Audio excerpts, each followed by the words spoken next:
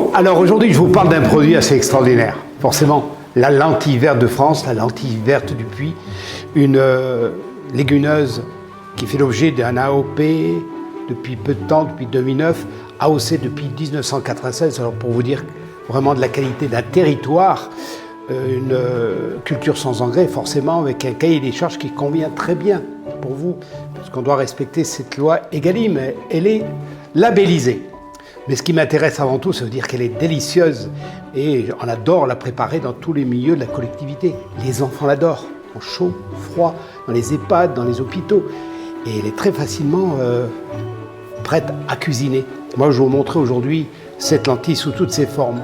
Mais pour vous dire déjà qu'elle a des vertus nutritionnelles intéressantes, la preuve, toutes les vitamines, des fibres, le fer dont on a vraiment besoin, ça évite de manger systématiquement des abats. Cette lentille elle est très intéressante parce qu'on peut l'associer forcément avec des céréales, un tiers légumineuse, 2 tiers céréales. Là, vous avez compris, une protéine complète. Même au niveau prix, regardez, généralement il faut 30 grammes par personne. 30 grammes sec, voilà ce que ça vous donne cuite. Là, vous avez une belle portion de lentilles. Donc à un prix très intéressant, très abordable.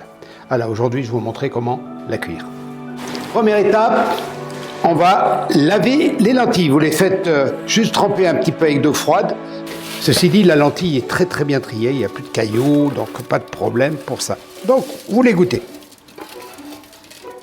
Deuxième étape, vous recouvrez vos lentilles avec l'eau froide, juste recouverte, et vous portez rapidement à ébullition, tout ça pour les blanchir, pour permettre à l'amande de se ramollir.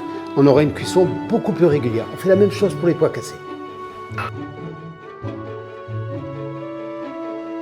Dès que les lentilles sont blanchies, vous allez mouiller avec à peu près 3 fois le volume des lentilles sèches. Voilà à peu près. Là, j'ai un bouillon léger de légumes.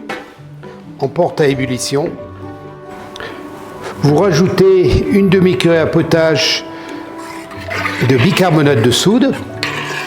Ce bicarbonate de soude va vous permettre de basifier l'eau, donc vous aurez une cuisson beaucoup plus régulière, plus rapide, et les grains de lentilles seront beaucoup plus cuits régulièrement.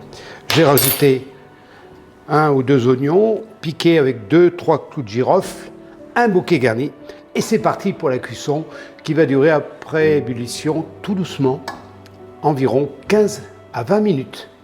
Il est important de ne pas saler vos légumineuses ou lentilles, parce qu'elles ont tendance à durcir et cuiront beaucoup plus lentement.